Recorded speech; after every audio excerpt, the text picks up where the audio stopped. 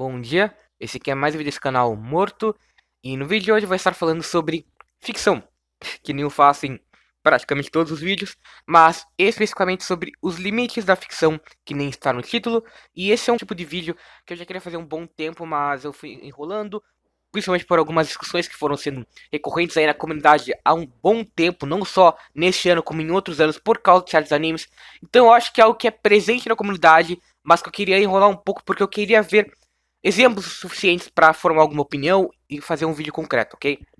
Enfim, com limites da ficção eu já vou responder que eu acho que ela em si não possui limites, porque é uma ficção. Ficção é algo que não existe, é algo que não é real em comparação ao nosso mundo, ou seja, é algo distante dele. Então, a partir desse momento, o autor tem qualquer tipo de liberdade para criar e estabelecer o que ele quiser dentro da própria obra, porque a obra é dele. Então, ele tem total liberdade, depende da criatividade dele. Então, não existe para mim limite da ficção. O cara pode colocar estupro no mangá dele que, se tiver uma função narrativa ou uma função qualquer, pra mim está válido. Vai ser algo que eu não vou gostar, óbvio, porque vai ser desconfortável de ler ou de assistir dependendo da situação. Só que se tem um motivo para existir e faz a história andar ou faz ou adiciona em algo para o roteiro, eu não vejo problema. Eu acho que as pessoas acabam exagerando muito e limitando muito as obras por causa de uma limitação própria que elas têm em relação ao conteúdo que elas veem. Porque eu entendo que é muito desconfortável você ver erotismo ou coisa absurda que seja criminosa em uma obra, que como eu citei, por exemplo, estupro. Só que se aquilo tem uma função para a história, não tem sentido você ver como um defeito. Existem momentos em que as obras conseguem usar de coisas moralmente erradas na sociedade ao seu favor. Só que as pessoas têm um medo escancarado de ver coisas negativas em obras, porque sim, um bom exemplo disso foi a polêmica causada em Tokyo Revengers. As pessoas ficaram abismadas por Tokyo Revengers ter supostamente a suástica nazista. É a suástica budista? É. Mas e se fosse a suástica nazista? Qual seria o problema? Se a obra não está incentivando o nazismo, qual o problema daquilo? A obra poderia muito bem ser um mangá sobre uma gangue nazista e é isso, esse é o foco do mangá. O mangá foca nisso. Ele não está incentivando o nazismo, ele está criando uma história em cima do nazismo. Mais uma vez, já falando aqui, Noen, que é um mangá não muito conhecido, faz isso, ele foca, ele tem como tema o nazismo, mas nem por isso ele é errado e ruim automaticamente. Não, ele usa isso como recurso, como tema, é simples, uma temática básica. O nazismo, principalmente, é algo muito visto errado, sim, porque é errado e ponto. E as obras mostram isso, só que as pessoas não querem que as obras mostrem isso, elas não querem que cite o nazismo, que não mostre o nazismo. Então eu acho isso muito absurdo. Isso também vale pra muita coisa, cara. O estupro, por exemplo, que é algo, é um bom exemplo, as pessoas condenam isso. Eu já vi muita gente condenando a cena do Griffith em Berserk, sendo que aquela cena é ela é muito boa, ela é inegavelmente muito boa. A cena do Griffith estuprando a casca, eu não vou, obviamente, mostrar a imagem, mas aquela cena, ela cria um peso maior para a história, ela cria um peso maior para a relação do Griffith, da casca e do Guts, porque você acompanhou eles três sendo amigos, o Guts e a casca se relacionando romanticamente, o Guts e o Griffith se tornando melhores amigos, sendo companheiros, e na frente do Guts, que estava extremamente machucado, derrotado, ele foi obrigado a ver o melhor amigo dele tendo a amante dele, a mulher dele, de forma não consciente. Então, isso quebra o Guts. Isso deixa ele puto, ele deixa com raiva. Deixa os leitores com raiva. A gente sente raiva do Griffith. Um cara que a gente gostava muito, a gente acompanhava um bom tempo. A gente começa a sentir raiva dele, agonia, medo. São vários sentimentos que aquela cena de estupro de Berserk demonstram e proliferam nas pessoas. Por isso que ela é boa. Ela funciona na história, ela tem um motivo, ela não é só uma cena apelativa aleatória, porque não, ela tem um sentido narrativo pros personagens ali, então é boa existir, ponto. Existem cenas que são ruins? Existem, mas existem casos que são bons. Casos que são ruins que eu entendo as pessoas até de certa forma julgarem, mesmo que elas julguem pelo errado, inclusive, é Goblin Slayer. Goblin Slayer, quando saiu em 2018, muita gente pegou no pé do primeiro episódio por conter estupro. O que, ok, você pode dropar a obra porque se sentir desconfortável e isso é entendível. Mas o estupro em Goblin Slayer, ele acontece através dos goblins que estupram as mulheres que vão nas cavernas. É algo assim, eu não lembro direito do anime. E no primeiro episódio isso acontece e uma das minas principais é estuprada. Ponto. Isso é usado na obra como impacto. Ela quer mostrar que esses goblins são do mal, eles são terríveis e através do estupro. É algo raso. Sim, é um impacto exagerado, visual, superficial. É bastante isso, não se deu pra entender. Porque não existe peso nos goblins estuprando aquelas meninas. Você pode achar que eles são maus por isso, porque eles de fato são. Mas o que o anime ganha mostrando que eles são mal através do estupro? Eles poderiam mostrar que os goblins são mal simplesmente matando as mulheres normalmente, mas não.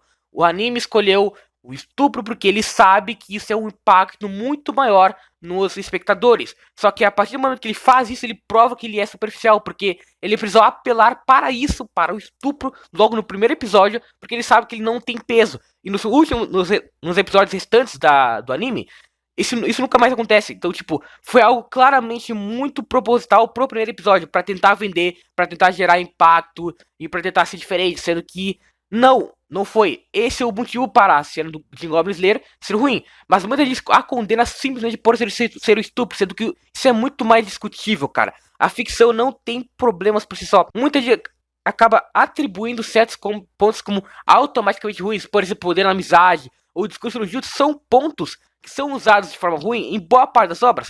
São, mas tem como você usar de maneira boa. Só que as pessoas julgam muito unilateralmente, o que é um grande problema. Isso também acaba ofuscando muitas obras que não necessariamente se relacionam com esses objetivos moralmente errados, mas que tentam fugir do padrão e são julgados por isso. Existem muitas obras que exageram pra caralho e são vistas como ilógicas ou ruins justamente por isso.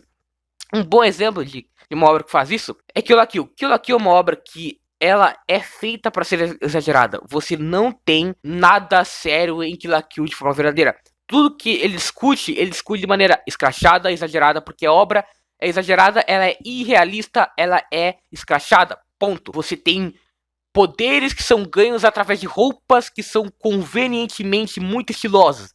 E os personagens no final do anime enfrentam roupas gigantes.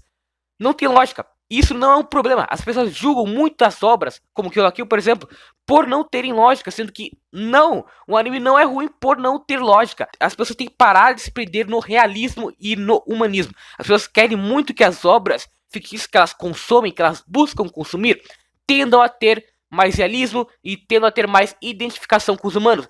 Tem como você ser uma obra extremamente exagerada e caricata, mas ainda assim ser humano o suficiente para ser identificável para quem está lendo ou para quem está assistindo. One Piece é assim, o Luffy é assim por quê? Porque você vê que o Luffy ele sofre que nem um humano. Ele perdeu o irmão, ele ficou quebrado, ele sofreu pra caralho. Mas você também sabe que o Luffy é um cara extremamente caricato, porque ele come pra caralho, ele come enquanto dormem. Ele é um personagem exagerado, ele é feito para ser exagerado, mas você consegue se identificar com ele por causa desse lado humano que o Oda coloca. Então sim, tem como ter uma ficção irrealista, mas que é realista ao mesmo tempo que é identificável. As pessoas têm que parar de achar que isso é impossível. Então não é o problema não é a obra ser ilógica comparável ao nosso mundo. O problema é a obra ser ilógica dentro do próprio mundo. Como eu falei no início do vídeo, o autor é quem escolhe as limitações da própria obra. Se ele mesmo as quebra, aí sim o problema de lógica é real. Ele quebrou, é furo de roteiro. Furo de roteiro por si só é um problema, de fato. Então, se isso acontece, isso sim é problemático. Mas você não pode limitar a mente do autor. Ele que também não pode ultrapassar a própria mente. É isso, é o básico. Então, pra mim, não existe limites pra ficção por esses fatores. E não faz sentido você julgar obras por lógica. É muito normal, cara. As pessoas se prendem muito ao realismo. Sinceramente, eu não sei por que motivo vocês assistem anime ou leem mangá. Mas eu assisto essas obras, eu consumo essas obras, porque elas são diferentes.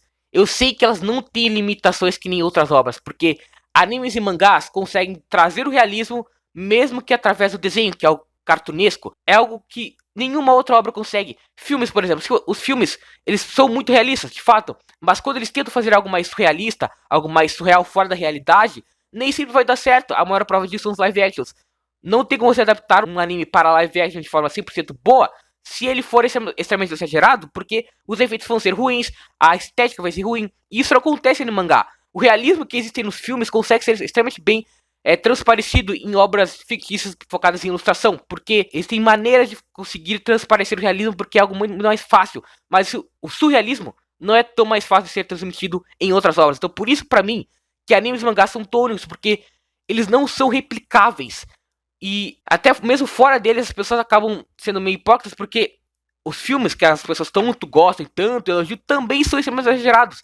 Nenhum filme que é tão bem visto assim é extremamente pé no chão. Dificilmente ele vai ser pé no chão, porque o objetivo dele não é ser pé no chão. Ele pode ser real, ele pode ser com pessoas reais, em lugares reais, sei lá, o filme é em Nova York com um protagonista que é um empresário super famoso, ok? Mas ainda assim, ele é uma ficção. Ele pode parecer real para nos identificarmos, mas a história é feita em uma ficção. Ela é da mente de um autor e ele pode muito bem fazer o que ele bem entender com aquilo, com o que ele quiser. O ótimo exemplo disso é o Tarantino, que é um diretor muito aclamado, que as pessoas, eu nunca vi ninguém julgar por causa de ter um monte de sangue na tela.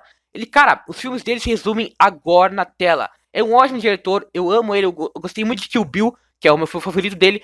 E Kill Bill não faz o menor sentido, é uma história de vingança genérica com muito sangue e muita espadada e muito cabeça sendo cortada.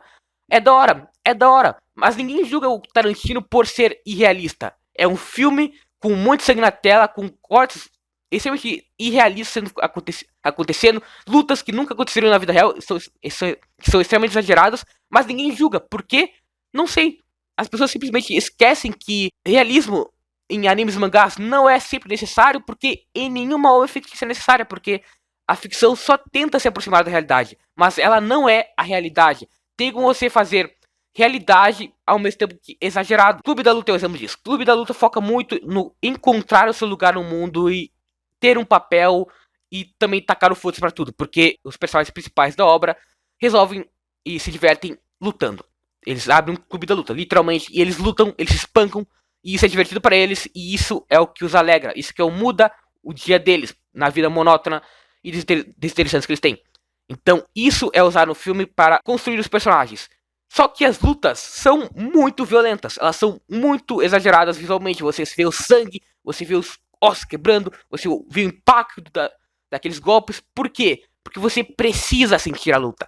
Eles poderiam evitar isso, eles poderiam fazer algo mais light, algo mais tranquilo, mas não. Eles precisam dar impacto nos golpes, precisam dar machucado nas pessoas, porque você precisa sentir que aquelas lutas são reais. Você precisa sentir que aquelas lutas têm significado, porque se você não sentir que aquelas lutas são verdadeiras, você não vai entender um motivo para os personagens se divertirem tanto lutando. Porque eles se sentem livres, eles se sentem livres lutando. E por que eles se sentem livres lutando? Porque aquilo é satisfatório na visão deles. E você precisa entender isso. Por isso que a obra vai lá e exagera visualmente. Então, sim, a obra exagerou visualmente, fez algo que não seria tão lógico, mas ainda assim funciona no realismo da própria obra. É simples. Não vale só para nem mangá. Ficção, no geral, não precisa de realismo. Ponto. Você não precisa procurar lógica o tempo todo na sua obra, comparando com a vida real. Procure a lógica dentro da própria obra e aí sim você vai conseguir ver o quão simples é. Enfim, essa é a minha opinião geral. Eu não tenho muito mais o que falar. E é isso. Esse foi o vídeo. Fui.